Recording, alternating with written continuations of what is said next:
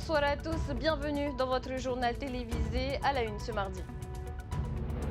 C'est officiel, la réforme des rythmes scolaires est annulée, mais seulement à partir du 7 juillet. Mais rien n'empêche le gouvernement de mener les consultations nécessaires pour qu'elles soient remises en œuvre à la rentrée prochaine. À l'origine du recours, le syndicat de la fonction publique qui réclame une refonte globale du système éducatif. Les 5 Tavanas de Terehe Amanu ont présenté aujourd'hui leur vision d'un développement commun.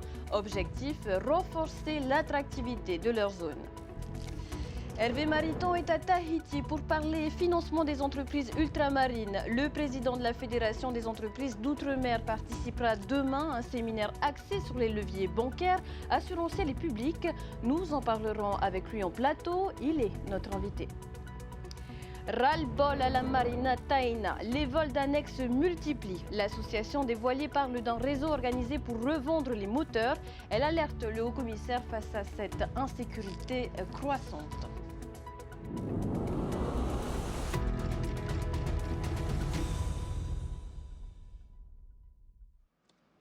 Prévisible, c'est désormais officiel. Le tribunal administratif a tranché ce matin. La réforme des rythmes scolaires adoptée en 2024 est annulée, mais à compter du 7 juillet pour éviter des conséquences trop lourdes. Le gouvernement a 2 mois pour revoir sa copie et respecter les procédures, notamment la consultation du comité technique paritaire. Explication de Herihote Ariki et Samtei Naure. Souvenez-vous, la réforme des rythmes scolaires avait bousculé les habitudes des familles, du personnel éducatif et du monde périscolaire. Sans surprise, le tribunal administratif vient de l'annuler et sera officiellement suspendu le 7 juillet. La raison, le comité technique paritaire n'avait pas été consulté et aurait dû l'être. Le 15 avril, le ministre de l'Éducation s'attendait déjà à une telle décision. Le juge prend la bonne décision, une décision favorable, j'imagine, pour le bon déroulement et la continuité du dispositif qui a été mis en place dans le cadre de ces nouveaux rythmes scolaires. Évidemment qu'on prendra acte et on s'en réjouira. Ça ne peut que faire en sorte que l'on puisse travailler tous ensemble pour ne pas qu'il y ait de coupures et de ruptures. Le syndicat de la fonction publique est à l'origine de la saisine du tribunal administratif. Au-delà de la question des rythmes scolaires, il appelle à une réforme globale du système éducatif. On a 30% de population sans diplôme. Où est le succès du système de l'éducation confié à l'État ?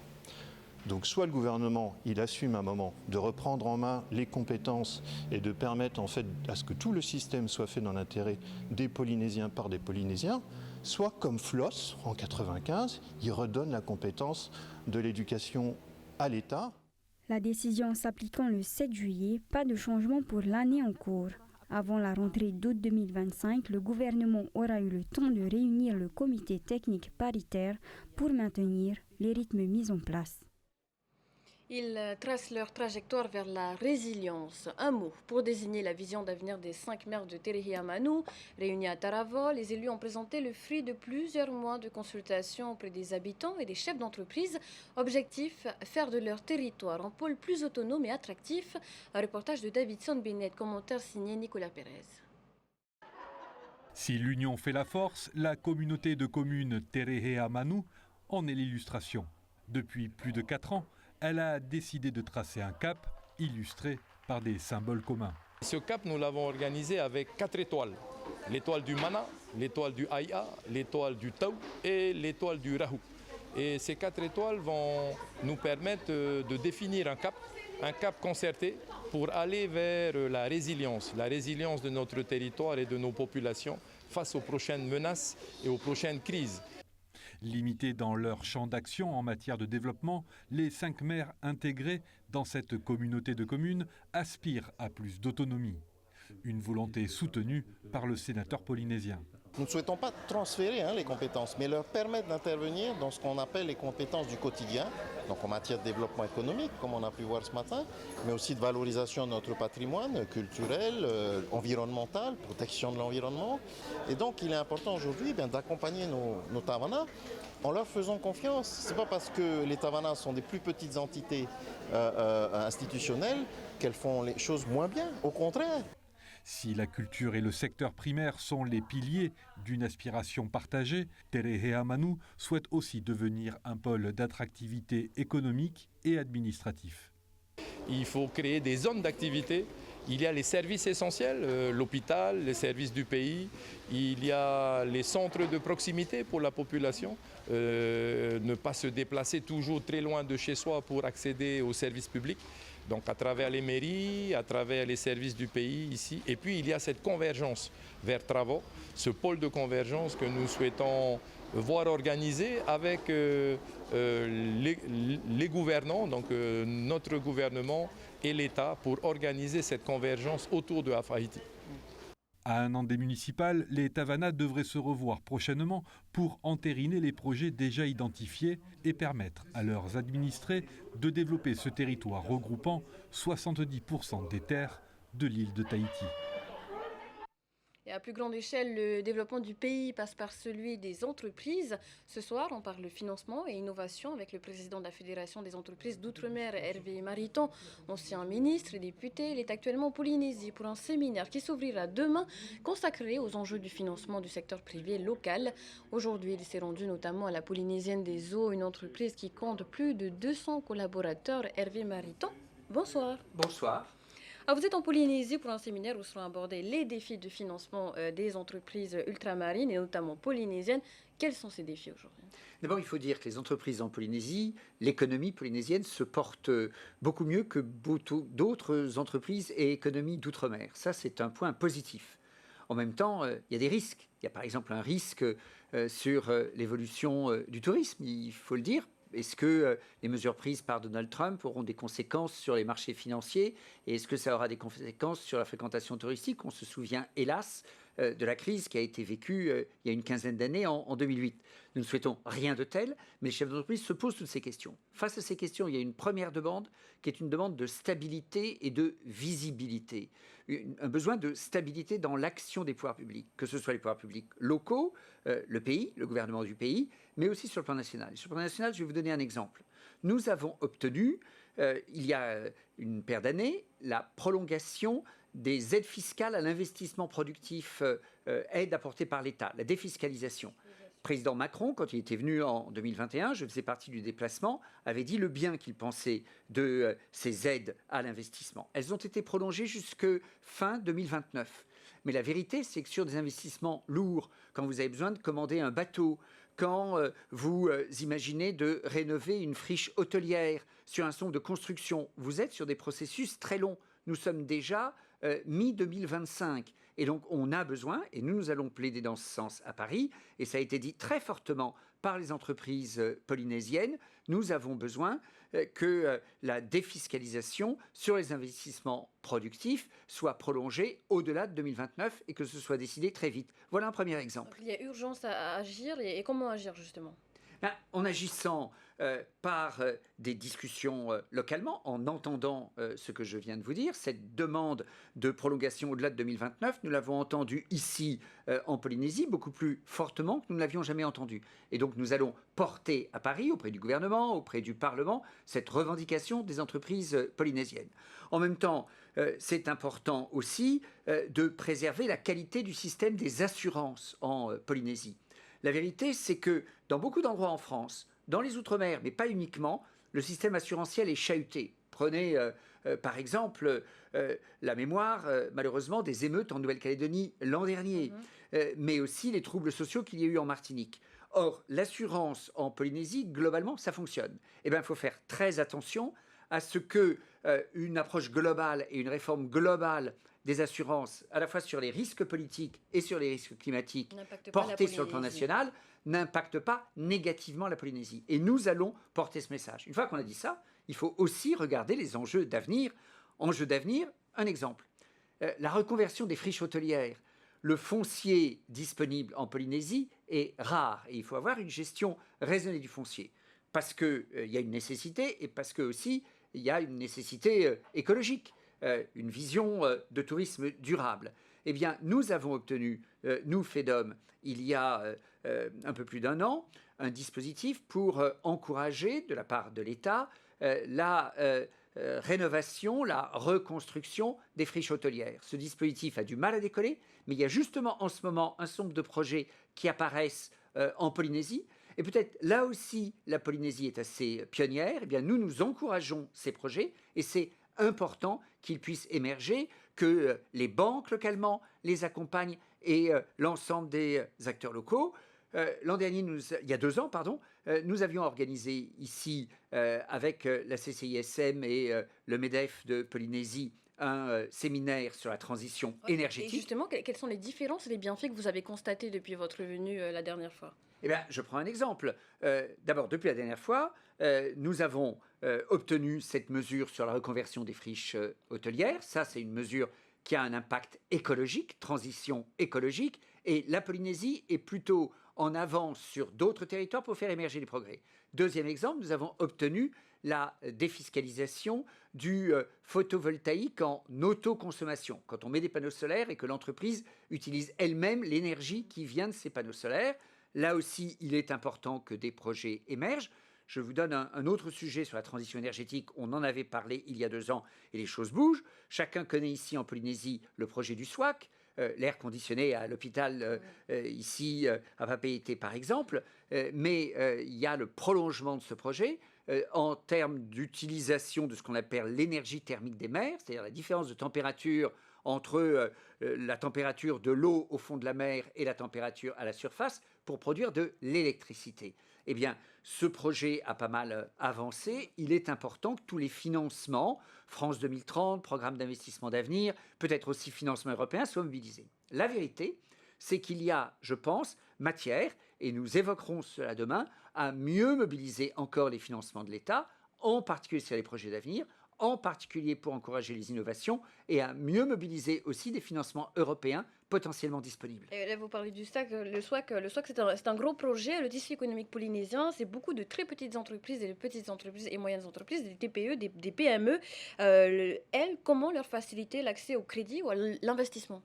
Eh bien, je prends un exemple. Dans la réforme de la défiscalisation proposée il y a 1 an et demi par le gouvernement de la République à l'époque, il y avait la fin de la défiscalisation sur les gîtes, les chambres d'hôtes, potentiellement les pensions de famille.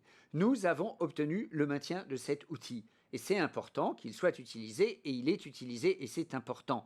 De même, le dispositif du gouvernement allait supprimer la défiscalisation sur les petits loueurs automobiles. Nous avons maintenu cela. Et donc on est très attaché à cela, à la FEDOM.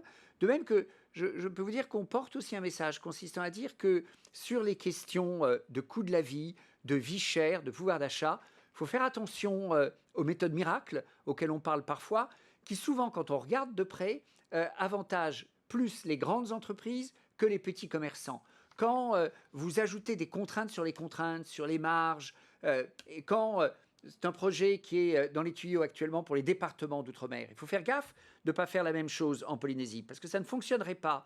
Qui dit que les commerçants sur les produits de première nécessité pourraient faire de la vente à perte en absorbant les frais d'arrivée maritime des produits. Mais ça, les très grandes surfaces, elles peuvent se le permettre parce qu'elles feraient un équilibre avec les produits qui ne sont pas des produits de première nécessité. Les petits commerçants, eux, ils ont une offre beaucoup moins large et donc eux souffriraient et risqueraient de disparaître. Donc attention, ces débats, par exemple sur la vie chère, sont importants, mais si on met trop de mesures administratives, si on administre trop l'économie, en vérité, l'histoire et l'expérience enseignent que les plus gros arrivent toujours à s'en tirer et que ce sont les petits qui souffrent. Et ça, ce n'est pas une bonne chose pour la concurrence et ce n'est pas une bonne chose pour les petites entreprises. Vous avez raison de le souligner. En Polynésie, il y a une très grande majorité de petites et de très petites entreprises. Appel à prudence, donc entendu. Merci Hervé Mariton d'avoir accepté notre invitation ce soir et rendez-vous donc demain dans un hôtel de Fa'a pour le fameux séminaire. Merci à vous. Cap maintenant sur la Marina Taina à Punaouia où les vols d'annexes et de leurs moteurs se multiplient. Ces petites embarcations disparaissent en série. L'association des voiliers en Polynésie a alerté les autorités dans un courrier. Thomas Chabrol s'est rendu sur place. Une dizaine d'annexes volées ces 6 derniers mois. À la Marina Taina, la situation inquiète de plus en plus les plaisanciers. Les vols ont lieu dans les zones de mouillage, mais aussi au niveau des quais.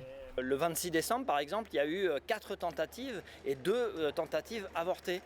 Donc là, les gens ont réagi et ont fait fuir les voleurs. Mais on se sent pas très bien, quoi. Plus récemment, vendredi et samedi dernier, 2 embarcations ont encore été dérobées dans le lagon. Les propriétaires ont déposé plainte. Depuis ces vols à répétition, l'association des voiliers en Polynésie a bien identifié le mode opératoire. Tout se fait la nuit.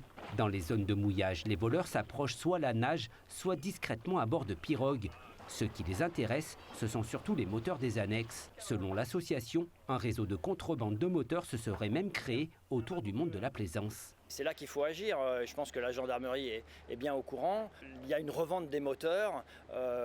Les annexes, ça ne les intéresse pas tellement parce qu'il faudrait les revendre aux plaisanciers, ce qui les dénoncerait. Mais les moteurs, il y a une filière. Donc là, il faudrait peut-être agir à ce niveau. Coup dur pour les propriétaires. Un moteur coûte entre 400 000 et 1 million de francs. Chacun à leur manière, les plaisanciers sécurisent les annexes et les moteurs avec des cadenas, des chaînes ou d'autres moyens. Au mouillage, le mieux est de hisser son annexe hors de l'eau. Au sein de la marina, 42 caméras permettent d'assurer une surveillance vidéo. D'autres seront prochainement installées sur les zones les moins couvertes. La marina n'est pas fermée totalement à tout le monde, donc il n'y a pas de risque zéro de vol. Et il est vrai que ponctuellement, à l'intérieur, nous avons des vols. Mais à ce moment-là, les caméras sont là et on arrive, allez, on va dire à 80% à attraper les gens. Si d'autres vols sont constatés dans les prochaines semaines, la capitainerie n'exclut pas de renforcer encore la surveillance, car cette situation ternit l'image de marque et le pavillon bleu de la Marina Teina. En juin, la planète aura les yeux rivés sur la France, hôte de la 3e conférence des Nations Unies sur l'océan. Et bien avant ce grand rendez-vous mondial, un jeune Polynésien que vous connaissez peut-être déjà passe à l'action. Jason Temawiman entame un tour de Tahiti à pied pendant 6 semaines. Son but, aller à la rencontre des habitants, faire bouger les consciences et alerter sur l'urgence climatique et la protection de nos océans. Meriteato et Matai Horei l'ont rejoint à Haïtia. Une paire de savates, un sac à dos, Jason Temawiman marche vers Taravao. Le périple du militant écologiste a commencé hier au départ de Papeete. Aujourd'hui, il est parti de Hitia'a, direction Papara par la presqu'île.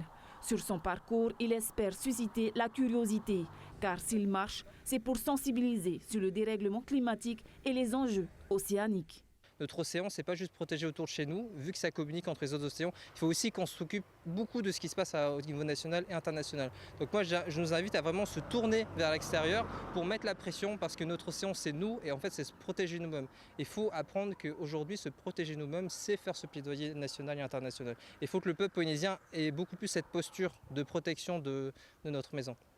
30 à 40 km par jour, de 5h à 19h, donner la parole aux gens qu'ils rencontrent, c'est l'objectif que s'est fixé Jason.